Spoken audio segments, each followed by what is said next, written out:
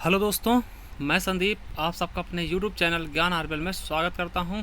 तो आज हम लेके आए हैं टॉप 30 क्वेश्चन ईवीएस के यानी पर्यावरण अध्ययन के, जो कि आपके आने वाले एग्ज़ाम जैसे यूपी टेट, सी टेट और अन्य एग्ज़ाम में भी इस प्रकार के क्वेश्चन पूछे जाते हैं। ज़रूरी नहीं कि केवल यूपी टेट और सी टेट या फिर सुपर टेट तक ही सीमित हो। ठीक, तो चलिए शुरू करते हैं। आज का क्वेश्चन देखिए, इस प्रकार के क्वेश्चन पूछे गए। अगर आपको इस क्वेश्चन का आंसर पता है हमारे कमेंट बॉक्स में कमेंट जरूर करना वीडियो देखने के बाद। किस एक प्राणी को किसान का मित्र कहा जाता है? किसको कहा जाता है? मधुमक्खी, केचुआ, तितली या फिर चींटी? तो चलिए शुरू करते हैं आज के हम टॉप 30 क्वेश्चंस। देखिए, ये 27 जून 2013 का प्रीवियस ईयर पेपर है जिसे हम सॉल्व करेंगे।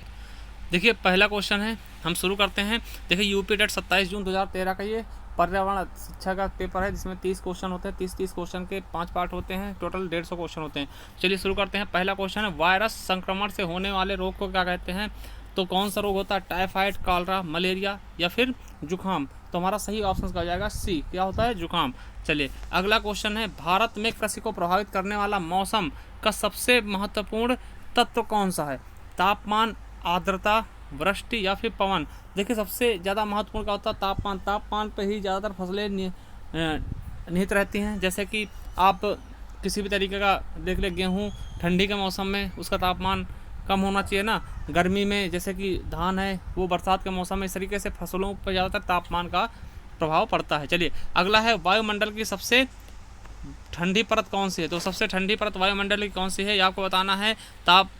तापमंडल, मध्यमंडल, ठीक, मध्यमंडल, ठीक, या फिर क्षोभ मंडल या आयन मंडल? तो हमारा सही ऑप्शन क्या हो जाएगा? बी, मध्यमंडल। ठीक, चलिए अगला क्वेश्चन, निम्नलिखित में से कौन सी एक हरित गैस, एक ग्रीन हाउस गैस है? ठीक है, तो ग्रीन हाउस गैस, ठीक, तो कौन सी है? सल्फर डाइऑक्साइड, ऑक्सीजन, आर्गन या फिर मीथेन? तो हमारा सही ऑप्शन क्या हो जाएगा? मीथेन। देखिए, ये बहुत ही इंपॉर्टेंट है। मीथेन क्या है कि एक ग्रीन हाउस गैस है। ठीक, चलिए अगला है, भारत में प्रोजेक्ट टाइगर की शुरुआत कब की गई? देखिए, कब प्रोजेक्ट टाइगर की शुरुआत की गई भारत में, ये बताना आपको। 1973, 1982, 1996 या 1992? तो हमारा सही ऑप्शन क्या हो जाएगा? 1973। ठीक, ये प्रोजेक्ट टाइगर चलाया गया था।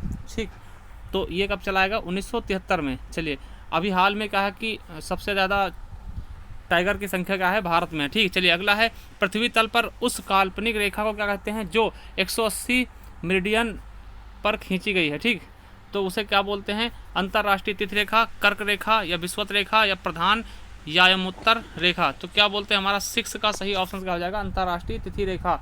ठीक, तो हमारा ए ऑप्शन बिल्कुल राइट हो जाएगा। चलिए अगला है, निम्नलिखित में से किस राज्य में गल्फ ऑफ मन्नार मेरिन राष्ट्रीय पार्क स्थित है?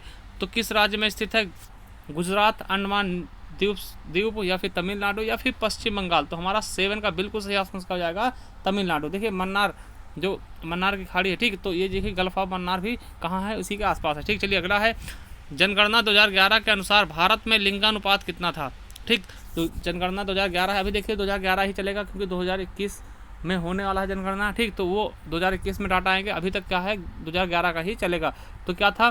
तो 940 1000 पे, या 920 1000 पे, या 916 1000 पे, या 982 1000 पे? तो क्या हो जाएगा? 940। हमारा ए ऑप्शन बिल्कुल राइट हो जाएगा। देखिए, 940 1000 मतलब क्या? 1000 लड़कों में कितनी लड़कियां हैं? 940 लड़कियां। ठीक, चलिए अगला, निम्नलिखित में से किस एक प्राणी को किसान का मित्र कहा था? तो इसका ऑप्शन आप हमारे कमेंट बॉक्स में कमेंट करना वीडियो देखने के बाद, क्योंकि ये हमने थंबनेल में लगा रखा। तो किससे किसान का मित्र कहा था? चींटी, मधुमक्खी, केचुआ या फिर तितली? चलिए अगला है, निम्नलिखित में से भारतीय राज्यों में से किस राज्य की कोई समुद्री सीमा नहीं रखती?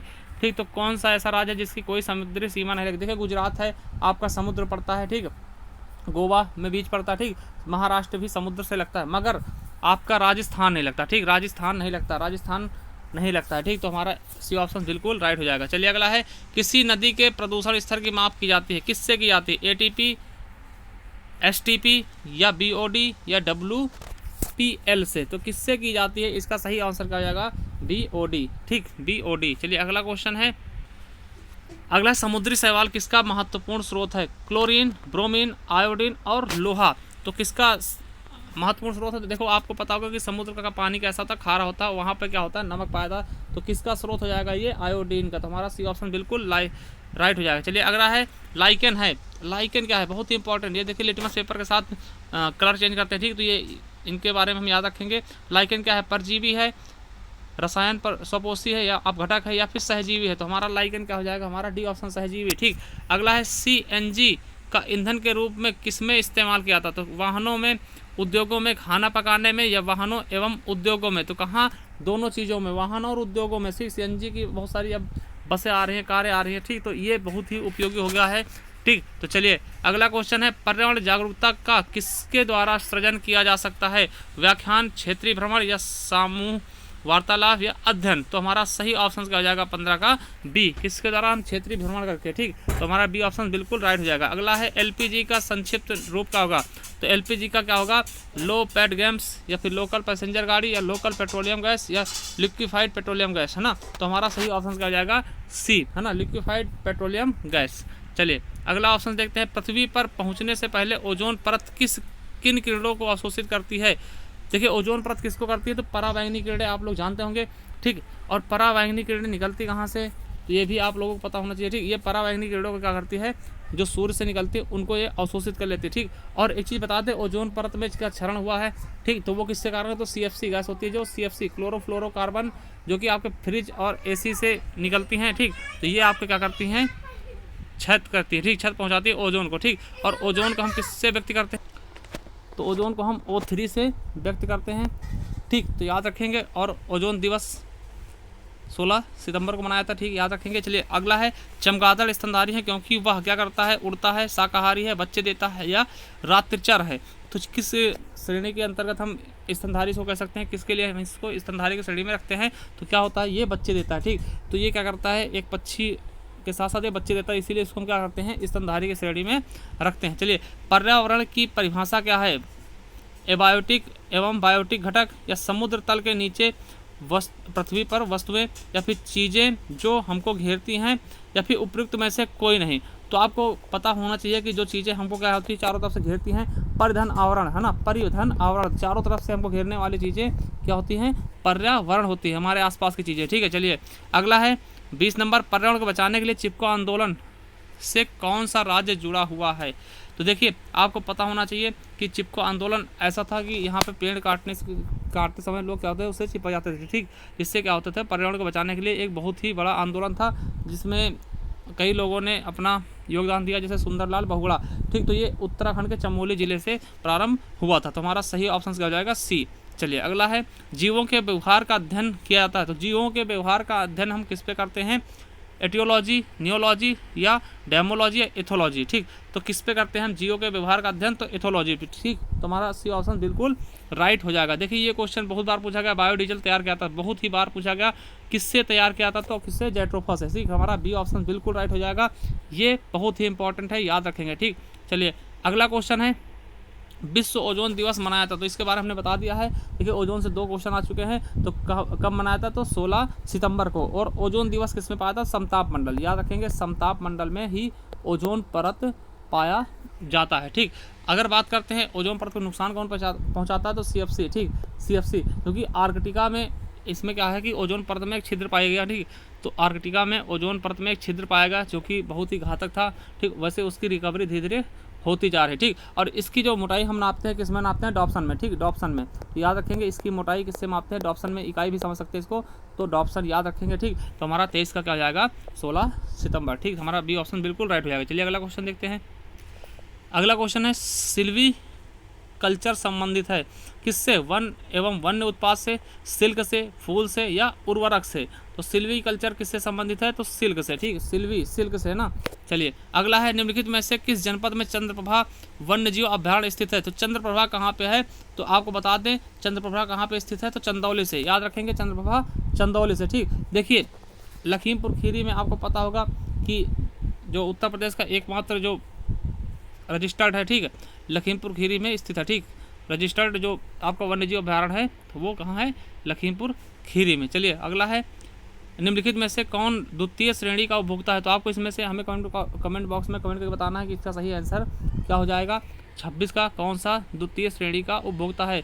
सांप, बकरी, हाथी और शेर। ठीक, चलिए अगला है, झूम खेती होती है केरल में, बिहार में या फिर मेघालय में या फिर तमिलनाडु में? तो हमारा 27 का सही ऑप्शन क्या हो जाएगा? सी। देखिए जो झूम खेती होती है, झूम खेती होती है वो हमारा क्या होता है, पूर्वोत्तर के राज्यों में होती है। पूर्वोत्तर के राज्यों में बहुत ही अधिक मात्रा में होती है। देखिए झूम खेती होती क्या है कि ये लोग क्या करते हैं, कुछ लोग होते हैं जो आदिवासी टाइप के, ठीक, वो क्या करते हैं, किसी जंगल को ढूंढते हैं और उसको जला देते हैं, फिर उस पर खेती करते हैं। खेती करने के बाद फिर उसे छोड़कर चले आते हैं, है ना। तो इसे काटो और जलाओ खेती के नाम से जानते हैं। ये पूर्वोत्तर राज्य में होते हैं, असम, मेघालय, ठीक, त्रिपुरा।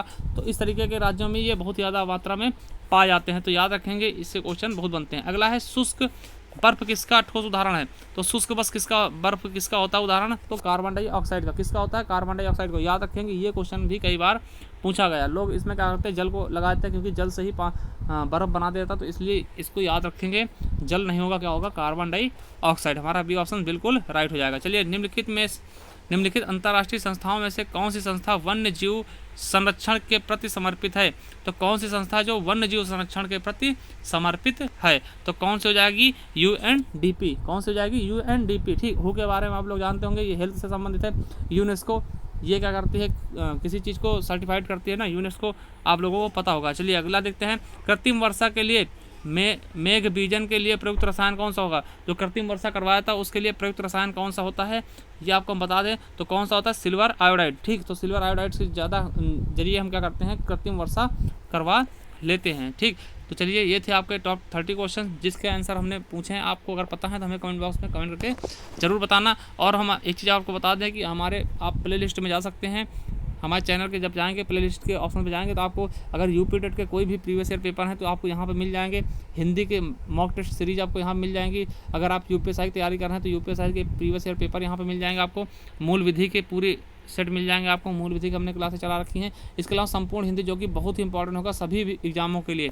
तो एक तरीके से हमने बहुत ही अच्छे से हमने संपूर्ण हिंदी पढ़ाया, तो आप जाकर के वहाँ पढ़ सकते हैं। तो चलिए, थैंक यू, धन्यवाद।